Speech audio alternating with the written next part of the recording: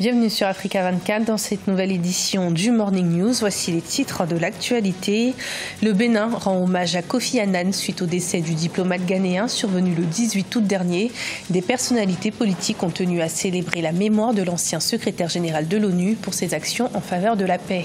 Dans l'actualité également, nous irons au Sénégal à la rencontre du professeur Doudou Ndiaye, auteur du livre Promouvoir la qualité de l'enseignement supérieur, un ouvrage dans lequel il évoque les difficultés de l'éducation nationale et tente d'y apporter des solutions.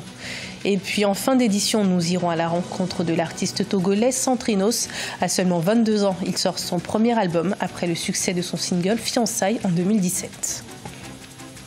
Mais tout d'abord, au Zimbabwe, la cérémonie d'investiture du président sortant Emmerson Mnangagwa est prévue pour ce dimanche 26 août. Elle avait été annulée par la Cour constitutionnelle, le temps de mener une enquête suite aux accusations de fraude venant de l'opposition dirigée par Nelson Chamisa.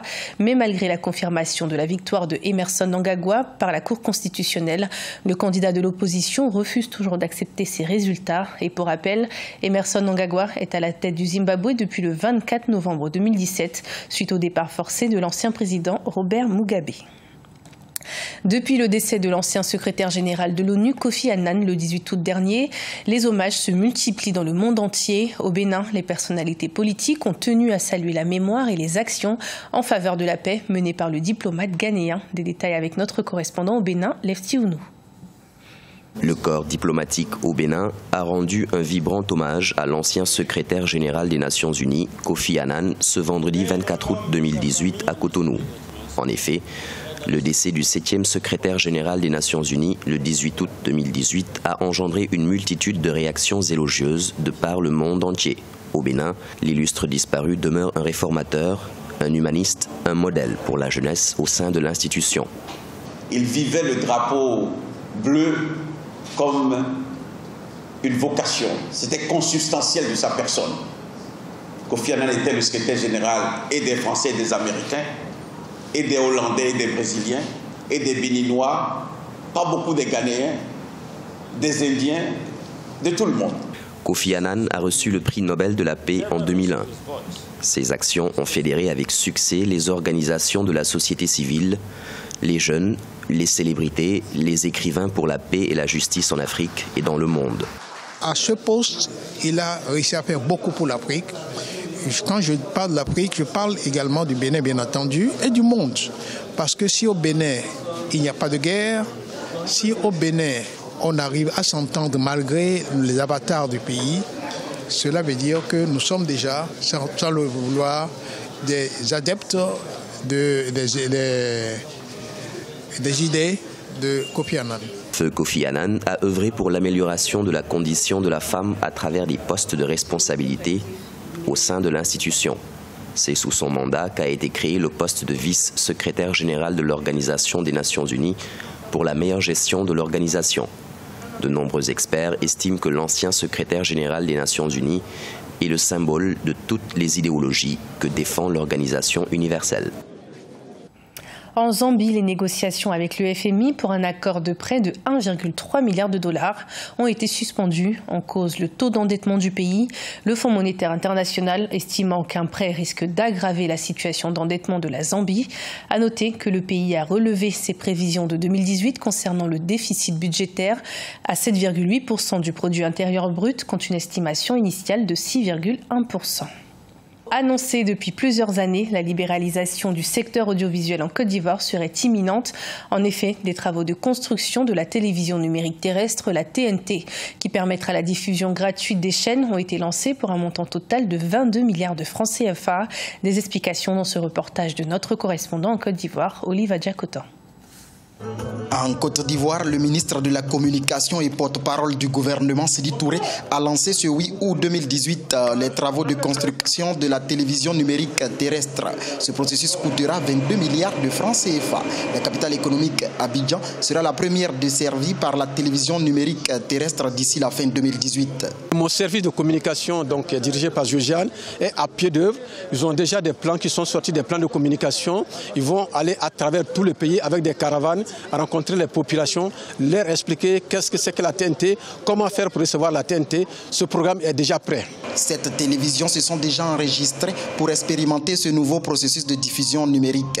Il s'agit de 4 médias privés et 3 du service public.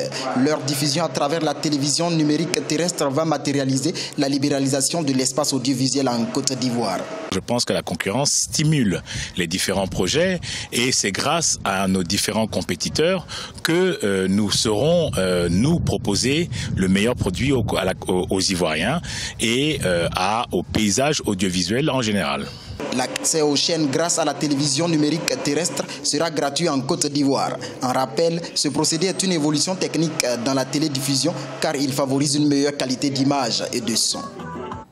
Au Sénégal, face aux difficultés rencontrées dans l'éducation nationale, le professeur Doudou Ndiaye a sorti un ouvrage de la problématique de la bourse.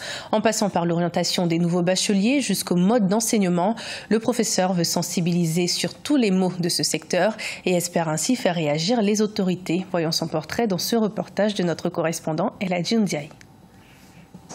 Promouvoir la qualité dans l'enseignement supérieur au Sénégal, c'est le titre du nouvel ouvrage du professeur Doudou Ndiaye. Il s'inspire de son expérience passée dans l'enseignement depuis 1989, un vécu personnel qu'il souhaite aujourd'hui partager avec les lecteurs. Ces dernières années, l'enseignement supérieur est en crise au Sénégal, dans le public comme dans le privé.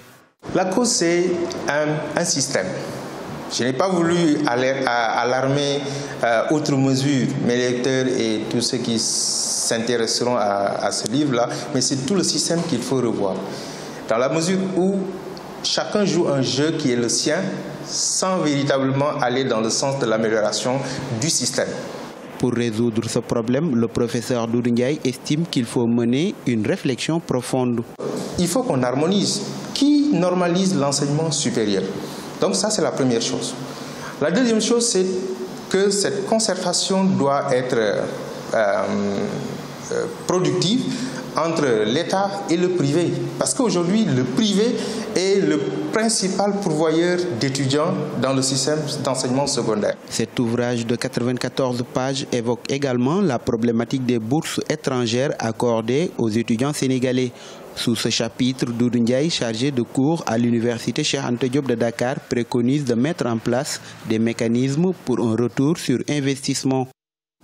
De la musique à présent avec l'artiste togolais Centrinos. À seulement 22 ans, il sort son premier opus après son single Fiançailles paru en 2017 qui avait été très bien accueilli par le public. Son portrait avec notre correspondante au Togo, Emefa Kofi. C'est dans ce studio que l'artiste musicien Centrinos Raphaël enregistre ses mélodies. De son vrai nom, Hounou Atassé El Pidio, Centrinos Raphaël s'est révélé au grand public à travers sa chanson titrée Fiançailles, sortie en juillet 2017 et grâce à laquelle il remporte en février 2018 le meilleur tube de l'année à la soirée de récompense des Heroes 228. Le 28 juillet de la même année, l'artiste musicien et compositeur du haut de ses 22 ans sort son premier album de 18 titres. J'étais rentré d'un tournage de Ton Numéro que je n'ai pas sorti. Quand je suis rentré, j'ai dit mais quel son je peux encore lancer. En même temps, j'étais en couple avec une meuf et je suis un artiste. Ce que je ressens, je suis censé l'écrire. Donc c'était très très sérieux. Du coup, j'ai composé le titre Fiançailles et voilà. Sans elle, je ne crois plus faire un pas, on avance. Diplômé d'une licence en marketing et communication, l'artiste Centrinos Raphaël signe avec Monza Group pour booster sa carrière musicale. Il chante l'amour et s'inspire des faits de société. C'est un jeune qui a décidé de chanter des thèmes, il n'a pas voulu être dans la vulgarité. Quand j'ai vu le clip Fiançailles, c'est un clip que j'ai beaucoup aimé de par son originalité. J'ai vu un jeune qui avait une très belle voix et qui avait de très bons textes en français comme en évi. C'est en 2012 que remontent les premiers pas de l'artiste sur la scène musicale, marqué en 2014 par un premier single titré Ton Numéro. L'étoile montante du R&B togolais ambitionne de devenir une icône de la musique africaine. Ce journal a été préparé par l'ensemble de la rédaction. Merci de votre fidélité. Retrouvez dans un instant une nouvelle édition de l'information sur Africa 24.